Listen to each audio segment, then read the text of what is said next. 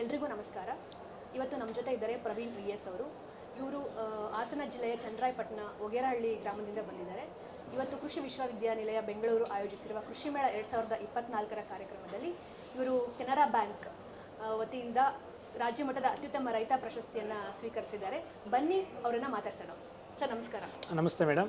Sir, ಮೊದಲನೇದಾಗಿ ಈ ಕಾರ್ಯಕ್ರಮದಲ್ಲಿ ನೀವು ಕೆನರಾ ಬ್ಯಾಂಕ್ ರಾಜ್ಯ ಮಟ್ಟದ ಅತ್ಯುತ್ತಮ ರೈತ ಪ್ರಶಸ್ತಿಯನ್ನು ಸ್ವೀಕರಿಸಿದ್ದೀರಾ, ಅದಕ್ಕಾಗಿ ಅಭಿನಂದನೆಗಳು ಸರ್.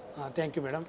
ಸರ್, ನೀವೇನು ಕೃಷಿ ಮಾಡ್ತಾ ಇದ್ದೀರಾ, ನಿಮ್ಮ ಬಗ್ಗೆ ಒಂದು ಸ್ವಲ್ಪ ನಮಗೆ ಪರಿಚಯ ಮಾಡಿಕೊಡ್ತೀರಾ ಸರ್? ಮೇಡಮ್, ನಮ್ಮದು ಹಾಸನ ಜಿಲ್ಲೆ ಚನ್ನರಾಯಪಟ್ಟಣ ತಾಲೂಕು ಒಗರಹಳ್ಳಿ ಗ್ರಾಮ ನಮ್ಮದು. ನಮ್ಮದು ಬಂದುಬಿಟ್ಟು 4 ಎಕರೆ 23 ಕುಂಟೆ ಜಮೀನು. ನಾನು ಒಂದು ಮೊದಲನೇದಾಗಿ ಹೇಳಬೇಕು ಅಂತಂದರೆ ಕೃಷಿ ವಿಶ್ವವಿದ್ಯಾಲಯದ ಎಲ್ಲ ಒಂದು ವಿಜ್ಞಾನಿಗಳಿಗೊಂದು ಅಭಿನಂದನೆ ಹೇಳೋಕ್ಕೆ ಇಷ್ಟಪಡ್ತೀನಿ. ಏಕೆಂತಂದರೆ ಇವಾಗ 10 ವರ್ಷದಲ್ಲಿ ನಾನು ತಾಲೂಕು ಮಟ್ಟದ ಪ್ರಶಸ್ತಿ ತಾಂಡಂಥ ಸಂದರ್ಭದಲ್ಲಿ ಇದೇ ಒಂದು ಕೃಷಿ ವಿಶ್ವವಿದ್ಯಾನಿಲಯದಲ್ಲಿದ್ದಂಥ ಡಾಕ್ಟರ್ H. ಶಿವಣ್ಣ ಅವರು, ನಾರಾಯಣಗೌಡರು ಇನ್ನು ಮುಂದೆ ಬೆಳಿಬೇಕು ಅಂತ ಒಂದು ನಮಗೆ ತಾಲೂಕು ಮಟ್ಟದ ಪ್ರಶಸ್ತಿ ಕೊಟ್ಟಾಗ ಒಂದು ಮೆಟ್ಟಿಲು ಹತ್ತಿಸಿದಂಥ ಸಂದರ್ಭ ಅಂತ ನಾನು ಅನ್ಕೋತೀನಿ. ಆ ಕೃಷಿ ನಮಗೆ ಅವಾಗ ಏನಾಗಿತ್ತು ಅಂತಂದರೆ, ನಾನು ಓದಿದ್ದು 9ನೇ ಕ್ಲಾಸ್ ಓದಿದೆ, ಬಡಸ್ತಾನ ಇತ್ತು, ತಂದೆ ವಿದ್ಯಾಭ್ಯಾಸ ಬಿಡಿಸಿದ್ರು. ಆಗ ಅನಿಸೋದು ನಮಗೆ ಅಯ್ಯೋ ಎಲ್ಲ ಓದ್ತಿದ್ದಾರೆ, ನಮ್ಗೆ ಯಾಕೆ ಜಮೀನು ಕೆಲಸಕ್ಕೆ ಹಾಕ್ಯಂಡ್ರು ಅಂತ ಬೇಜಾರಾಗೋದು ಮೇಡಮ್ ಆ ಸಂದರ್ಭದಲ್ಲಿ. ಇವಾಗ ಅನ್ಕೋತೀನಿ, ಯಾಕೆ ಅಂತಂದ್ರೆ ಇವತ್ತು ಅವರು ನಮ್ಮ ಜೊತೆ ಓದಿದಾರೆಲ್ಲ ITI ಮಾಡಿದ್ದಾರೆ, ಡಿಪ್ಲೊಮಾ ಮಾಡಿ ಹೊರಗಡೆ ಇದ್ದಾರೆ. ಇವತ್ತು ಏನೊಬ್ಬ ಡಾಕ್ಟ್ರು ಇಂಜಿನಿಯರ್ ಹೊರಗಡೆ ದುಡಿತಾ ಇದ್ರು, ಅಷ್ಟು ದುಡ್ಡು ನಮ್ಮ ಅಪ್ಪ ನಮ್ಮ ಅಮ್ಮನ ಜೊತೆ ವರ್ಷದಲ್ಲಿ ಮನೆ ಹತ್ರ ಇಟ್ಕೊಂಡು ವರ್ಷದಲ್ಲಿ ನಾನು ಎಷ್ಟು ಒಂದು 15ರಿಂದ 16 ಲಕ್ಷದ ಆದಾಯವರೆಗೂ ನಾನು ಮಾಡ್ತಾಯಿದ್ದೀನಿ. ಒಂದು ಕೋಳಿಗಳಿರ್ಬೋದು, ರೇಷ್ಮೆ ಇರ್ಬೋದು, ಮೇನ್ ಕ್ರಾಪ್ ಆಗಿ ರೇಷ್ಮೆ ಇದೆ. ಸೆಕೆಂಡ್ ಬಂದುಬಿಟ್ಟು ತೆಂಗಿದೆ. 3 ಬಂದುಬಿಟ್ಟು ಹೈನುಗಾರಿಕೆ ಇದೆ, ಕೋಳಿ ಸಾಕಾಣಿಕೆ ಇದೆ. ನಮ್ಮಲ್ಲಿ ಯಾವ ರೀತಿ ಇದೆ ಅಂತಂದರೆ, ದಿನನಿತ್ಯದ ಆದಾಯನೂ ಇದೆ, ತಿಂಗಳ ಆದಾಯನೂ ಇದೆ, ವರ್ಷದ ಆದಾಯನೂ ಇದೆ ಮೇಡಮ್. ಯಾಕೆ ಅಂತಂತಂದರೆ ಸರ್, ನೀವು ಒಟ್ಟಾರೆಯಾಗಿ ಸಮಗ್ರ ಕೃಷಿಯನ್ನು ಮಾಡೋದ್ರಿಂದ ಇದರಲ್ಲಿ ನೀವು ಈ ಕೃಷಿ ನೀವು ಮಾಡೋ ಕೃಷಿಯಿಂದ ನೀವು ಲಾಭವನ್ನು ಪಡಿತಾ ಇದ್ದೀರಾ? ಲಾಭ ಒಟ್ಟಾರೆ ಸಮಗ್ರ ಕೃಷಿ ಲಾಭ ಮಾಡ್ತಿದ್ದೀನಿ ಅಂತ ಹೇಳಕ್ಕೆ ಇಷ್ಟಪಡ್ತೀನಿ. ಯಾಕೆಂತಂದರೆ ಒಂದೇನಾದರೂ ಒಂದು ಬೆಳೆ ಇರ್ಬೋದು, ಒಂದು ಯಾವ್ದಾರು ಒಂದು ಕೈ ಕೊಡ್ತು ಅಂತ ಅಂದರೆ ಇನ್ನೊಂದು ಬೆಳೆ ಕೈ ಎತ್ತುತ್ತೆ ಮೇಡಮ್. ಯಾಕೆಂತಂದರೆ ಈ ನಡುವೆ ತೆಂಗಲ್ಲಿ ಒಂದು ಸ್ವಲ್ಪ ರೈಟ್ ಕಮ್ಮಿ ಆಗಿತ್ತು. ಈ ನಡುವೆ ಕೊಬ್ಬರಿ ರೇಟು, ಕಾಯಿ ರೇಟು ಎಲ್ಲ ಕಮ್ಮಿ ಇತ್ತು. ಈಗ ಏನಾಗಿದೆ ನೋಡಿ, ಆಟೋಮೆಟಿಕ್ಕಾಗಿ ರೇಟ್ ಜಾಸ್ತಿ ಆಗಿದೆ. ಈಗ ಹಾಲಿನಲ್ಲಿ ಆದಾಯ ಇದೆ. ಈಗ ಹಾಲು ಹಾಕ್ತೀವಿ, ನಮ್ಮ ತೋಟಕ್ಕೆ ಗೊಬ್ಬರ ಮಾಡ್ಕೊತೀವಿ, ಮತ್ತು ರೇಷ್ಮೆ ಬೆಳಿತೀವಿ. ರೇಷ್ಮೆಯಲ್ಲಿ ನಮ್ಗೆ ಏನು ಒಂದು ತಿಂಗಳಲ್ಲಿ ಒಂದು ವಾರ ಕೆಲಸ ಇರುತ್ತೆ, ನಮ್ಮ ರೇಷ್ಮೆದು ಅಷ್ಟೇ ಇರೋದು. ಇನ್ನು ಉಳಿದಿರೋದೆಲ್ಲ ಫ್ರೀಡಮ್ ಇದಂಥ ಕೆಲಸ ಇರುತ್ತೆ. ಅಂಥದ್ರಲ್ಲಿ ನಮಗೆ ಅದರಲ್ಲೂ ಒಳ್ಳೆ ಚೆನ್ನಾಗಿ ಆದಾಯ ಬರ್ತಾ ಇದೆ ರೇಷ್ಮೆಯಲ್ಲಿ. ಸರ್, ನೀವು ಒಟ್ಟಾರೆಯಾಗಿ ಸಮಗ್ರ ಕೃಷಿ ಮಾಡೋದ್ರಿಂದ ರೈತರು ಏಕ ಬೆಳೆಗೆ ಹೋಗ್ದೇನೆ ಸಮಗ್ರ ಕೃಷಿ ಮಾಡೋದ್ರಿಂದ ಒಂದಲ್ಲದೆ ಇನ್ನೊಂದರಲ್ಲಿ ನಾವು ಕೃಷಿಯಿಂದ ಲಾಭವನ್ನು ಪಡಿಬೋದು. ಕೃಷಿಯಲ್ಲಿ ಕೂಡ ಜೀವನ ಇದೆ, ಸಮಾಧಾನಕರವಾದ ನೆಮ್ಮದಿಕರ ಜೀವನ ಇದೆ ಅನ್ನೋದನ್ನು ನೀವು ಹೇಳೋಕ್ಕೆ ಇಷ್ಟಪಡ್ತಾ? ಖಂಡಿತ ಮೇಡಮ್. ಯಾಕೆಂತಂದರೆ ನಮ್ಮ ತಂದೆ, ನಾನು ಇನ್ನೂ ವಿದ್ಯಾಭ್ಯಾಸ 8ನೇ ಕ್ಲಾಸಲ್ಲಿ ಓದಂಥ ಸಂದರ್ಭದಲ್ಲಿ 4 ಎಕರೆ ಕಬ್ಬು ಬೆಳೆದ್ಬಿಟ್ಟು 1 ಎಕರೆಲ್ಲಿ ಕಬ್ಬು ಬೆಳೆದು ದುಡ್ಡಾಯಿತು ಅಂತ 4 ಎಕರೆ 23 ಕುಂಟೆ ಇತ್ತು. 4 ಎಕರೆ ಕಬ್ಬು ಹಾಕಿಬಿಟ್ಟು ಎಲ್ಲನೂ ಬೆಂಕಿ ಇಟ್ಟು ಹೊರಗಡೆ ತೆಗೆದಾಕಿದ್ರು. ಯಾಕೆಂತಂದರೆ ರೈಟ್ ಸಿಗ್ದಲೆ, ಕಡಿಯೋಕ್ಕೆ ಲೇಬರ್ ಸಿಗ್ದಲೆ ಆ ಸಂದರ್ಭ ಆಯಿತು. ಅವ್ರು ಆ ಉದ್ದೇಶದಲ್ಲಿ ನನ್ನ ಜಮೀನು ಕೆಲಸಕ್ಕೆ ಹಾಕೋಕ್ಕೆ ಇಷ್ಟಪಡಲಿಲ್ಲ. ಅವರು ಕೂಲಿ ಮಾಡ್ತಾಯಿದ್ರು, ಸಂತೆ ಕಾಯೋರಕ್ಕೆ ಹೋಗ್ತಾಯಿದ್ರು, ಅಮ್ಮ ಕೂಲಿಗೆ ಹೋಗ್ತಾಯಿದ್ರು. ಕ್ಲಾಸ್ ಬಿಡಿಸ್ಬಿಟ್ಟು ಒಂದು 6 ತಿಂಗಳು ಮಂತ ಇಟ್ಕೊಂಡ್ರು. ಬೇಡ ನೀನು ಇರಬೇಡ, ನೀನು ಎಲ್ಲರೂ ಹೊರಗಡೆ ಹೋಗಿ ನಿನ್ನ ಜೀವನ ನೀನು ಕಟ್ಕೆ ಹೋಗು ಅಂದರು. ಇದೇ ಒಂದು ಬೆಂಗಳೂರಲ್ಲಿ ಒಂದು 3 ತಿಂಗಳು ಕೆಲಸ ಮಾಡಿದೆ. ಇಲ್ಲಿಂದ ಕೆಲಸ ಮಾಡಿದಾಗ ದುಡ್ಡು ಸಂಪಾದನೆ ಮಾಡೋಕ್ಕಾಗಲಿಲ್ಲ, ದುಡ್ಡು ಉಳಿಸ್ಕೊಳ್ಳೋಕ್ಕಾಗಲಿಲ್ಲ. ಆ ಒಂದು 9 ತಿಂಗಳು ಬಾಂಬೆಲಿ ಒಟ್ಟು 1 ವರ್ಷ ನಾನು ಹೊರಗಡೆ ದುಡ್ಡು ಕೆಲಸ ಮಾಡಿ ಒಂದು 10,000 ಆದಾಯ ಮಾಡ್ಕೊಂಡು ಹೋಗಿ ಅದರಲ್ಲಿ ನಾನು ಒಂದು ಹಸು ಕಟ್ಕೊಂಡು ಅದ್ರಲ್ಲಿ ನಾನು ಜೀವನ ಸ್ಟಾರ್ಟ್ ಮಾಡ್ಕೊಂಡು ಇವತ್ತು 8 ಹಸುಗಳಿದ್ದಾವೆ, ಕರುಗಳಿದ್ದಾವೆ, ಕುರಿಗಳಿದ್ದಾವೆ, ಆಡಿದ್ದಾವೆ.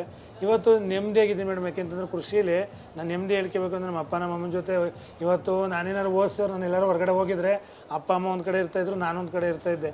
ಇವತ್ತು ನನ್ನ ಜೊತೆ ಅಪ್ಪ ಅಮ್ಮನೂ ಇದ್ದಾರೆ, ಕೆಲಸ ಮಾಡ್ಕೊಂಡು ಕೃಷಿಯಲ್ಲಿ ಖುಷಿಯಾಗಿದ್ದೀನಿ ಅಂತ ಹೇಳಕ್ಕೆ ಇಷ್ಟಪಡ್ತೀನಿ. ಮತ್ತೆ ಇನ್ನೊಂದು ಪ್ರಶ್ನೆ ಏನು ಅಂದರೆ, ಈಗ ನಾವು ಕೃಷಿ ಮೇಳದ ಘೋಷವಾಕ್ಯ ಹವಾಮಾನ ಚತುರ ಡಿಜಿಟಲ್ ಕೃಷಿ ಅಂತ ಇದೆ ಸರ್. ನೀವು ಕೃಷಿ ಮಾಡುವಾಗ ನೀವು ಯಾವ ರೀತಿಯಾದ ಹವಾಮಾನ ಬದಲಾವಣೆಗಳನ್ನು ಕಂಡ್ರಿ ನಿಮ್ಮ ಕೃಷಿಯಲ್ಲಿ, ಈ ಕೃಷಿ ಒಂದು ಅನುಭವಗಳಲ್ಲಿ, ಈ ಒಂದು ಜರ್ನಿಯಲ್ಲಿ ಅಂದರೆ ಮೇಡಮ್, ಈಗ ನಾವು ಏನಾರು ಒಂದು ಮುಂಗಾರಲ್ಲಿ ಒಂದು ಸಿದ್ಧತೆ ಮಾಡ್ಕೊಂಡಿರ್ತೀವಿ, ಒಂದು ಬೆಳೆ ಬೆಳಿಬೇಕು ಅಂತ. ಈಗ ಒಂದು ಬೆಳೆ ಆಗುತ್ತೆ ಅಂತ ಒಂದು ಬಿತ್ತನೆ ಮಾಡಿಬಿಡ್ತೀವಿ. ಆ ಟೈಮಲ್ಲಿ ಒಂದು ನಮಗೆ ಮಳೆಗಳು ಸರಿಯಾಗಿ ಆಗದೇ ಇದ್ದಾಗ ಅಯ್ಯೋ ಇದೇನಕ್ಕಪ್ಪ ಈ ಲೆಕ್ಕಾಚಾರದಲ್ಲಿ ಹೆಂಗೆ ಇದು ಮಾಡಿಬಿಟ್ವಲ್ಲ, ಆ ಥರ ಇದಾಗೋದು. ಇನ್ನು ಮಳೆ ಅಂತಂದ್ರೆ ಒಂದು ಟೈಮಿಗೆ ಕರೆಕ್ಟಾಗಿ ಮಳೆಗಳು ಆಗ್ತಿರ್ಲಿಲ್ಲ, ಇದಾಗ್ತಿರ್ಲಿಲ್ಲ. ಆ ಎಲ್ಲ ಹವಾಮಾನ ಬದಲಾವಣೆಗಳಿಗೆ ಹೊಂದಿಕೊಳ್ಳುವ ಕೃಷಿ ಮಾಡುವಾಗ ಈ ಕೃಷಿ ವಿಶ್ವವಿದ್ಯಾನಿಲಯ ನಿಮಗೆ ಹೇಗೆ ಸಹಕಾರಿಯಾಯಿತು? ಮೇಡಮ್, ನನಗೆ ಕೃಷಿ ವಿಶ್ವವಿದ್ಯಾನಿಲಯದಲ್ಲಿ ಎಲ್ಲ ಒಂದು ವಿಜ್ಞಾನಿಗಳಿದ್ದಾರೆ. ನಮ್ಗೆ ಏನಾರು ಒಂದು ಈಗ ಈ ಥರ ಸರಿ ಇದು ಬೆಳೆನ ಹಿಂಗೆ ಮಾಡಬೇಕು ಅಂದ್ಕೊಂಡಿದ್ದೀವಿ, ಇಲ್ಲ ಇದನ್ನು ಈ ಥರ ಮಾಡಿದ್ರೆ ಆಗುತ್ತಾ. ಕೆಲವಷ್ಟು KVK ಇಂದಲೇ ನಮಗೆ ಯಾವ್ದಾರ ಒಂದು ಬೀಜ ಒಂದು ಕ್ಷೇತ್ರೋತ್ಸವಕ್ಕೆ ಇರ್ಬೋದು, ಒಂದು ಹೊಸ ತಳಿ ಇರ್ಬೋದು, ಅವು ನಮ್ಮ ಒಂದು ಇದು ಕೊಟ್ಟಂಥ ಸಂದರ್ಭದಲ್ಲೂ ನಾನು ಅವನ್ನ ಇದು ಮಾಡಿದ್ದೀನಿ, ಬೆಳೆದಿದ್ದೀನಿ, ಬೆಳೆದು ಹೆಚ್ಚು ಇಳುವರಿ ತಗೊಂಡು ಅದನ್ನು ಆದಾಯ ಮಾಡೋಕ್ಕೆ ಇಷ್ಟಪಟ್ಟಿದ್ದೀನಿ ಮೇಡಮ್. ಅಂದ್ರೆ ಸರ್ ನೀವು ಹವಾಮಾನ ಬದಲಾವಣೆಗಳಿಗೆ ತಕ್ಕಂತೆ ಕೃಷಿಯನ್ನ ಮಾಡೋದ್ರಲ್ಲಿ ಕೃಷಿ ವಿಶ್ವವಿದ್ಯಾಲಯ ತುಂಬಾ ಸಹಕಾರಿಯಾಗಿದೆ. ತುಂಬ ಸಹಕಾರ ಆಗಿದೆ ಮೇಡಮ್. ನಾನು ಇನ್ನೂ ಎಲ್ಲ ಒಂದು ಇದು ಕೇಳೋದೇನು ಅಂತಂದರೆ, ಇನ್ನು ಯುವ ಪೀಳಿಗೆಗೆ ಒಂದು ಕೃಷಿ ವಿಜ್ಞಾನಿಗಳು ಮತ್ತು ನಮ್ಮ ಕೃಷಿ ವಿಶ್ವವಿದ್ಯಾನಿಲಯ ಇನ್ನೂ ಸಾಕಷ್ಟು ಹೆಚ್ಚು ರೀತಿಯಲ್ಲಿ ರೈತರಿಗೆ, ಯಾಕೆಂತಂದರೆ ತುಂಬ ಕಷ್ಟ ಇರೋಂಥ ಸಂದರ್ಭ ಸಿಚುವೇಶನ್ ಇದೆ ಇವಾಗ.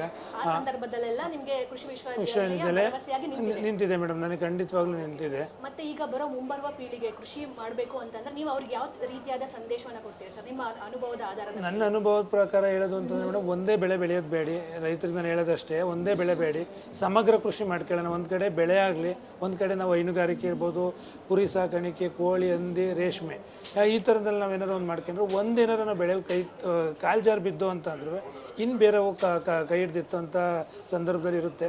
ಆ ಒಂದು ಉದ್ದೇಶಕ್ಕೋಸ್ಕರ ಸಮಗ್ರ ಕೃಷಿನ ಮಾಡಲಿ ಅಂತ ನನ್ನೊಂದು ವೈಯಕ್ತಿಕವಾಗಿ ನಾನು ಹೇಳೋಕ್ಕೆ ಇಷ್ಟಪಡ್ತೀನಿ ಮೇಡಮ್. ನಾನು ನಿಮ್ಮ ಸಮಯವನ್ನ, ನಿಮ್ಮ ಅನುಭವವನ್ನ ಕೃಷಿ ವಿಶ್ವವಿದ್ಯಾಲಯದ ಆಯೋಜಿಸಿರುವ ಕೃಷಿ ಮೇಳದಲ್ಲಿ ಅತ್ಯುತ್ತಮ ರೈತ ಪ್ರಶಸ್ತಿಯನ್ನು ಸ್ವೀಕರಿಸಿ ನಿಮ್ಮ ಅನುಭವವನ್ನು ನಮ್ಮ ಜೊತೆ ಹಂಚ್ಕೊಂಡಿದ್ದೀರಾ. ಈ ಎಲ್ಲ ನಿಮ್ಮ ಸಮಯಕ್ಕಾಗಿ ನಮ್ಮ ಕಡೆಯಿಂದ ಧನ್ಯವಾದಗಳು ಸರ್. ನಮ್ಮ ಕಡೆಯಿಂದ, ನಮ್ಮ ಕುಟುಂಬದ ಕಡೆಯಿಂದ ಎಲ್ಲ ಒಂದು ಕೃಷಿ ವಿಶ್ವವಿದ್ಯಾಲಯ ಎಲ್ಲರಿಗೂ, ಎಲ್ಲ ಮತ್ತು ವಿಜ್ಞಾನಿಗಳಿಗೆ, ರೈತರಿಗೆ ಎಲ್ಲರಿಗೂ ನನ್ನೊಂದು ಅಭಿನಂದನೆಗಳನ್ನ ಹೇಳಕ್ಕೆ ಇಷ್ಟಪಡ್ತೀನಿ ಮೇಡಮ್. ಧನ್ಯವಾದಗಳು. ಧನ್ಯವಾದಗಳು.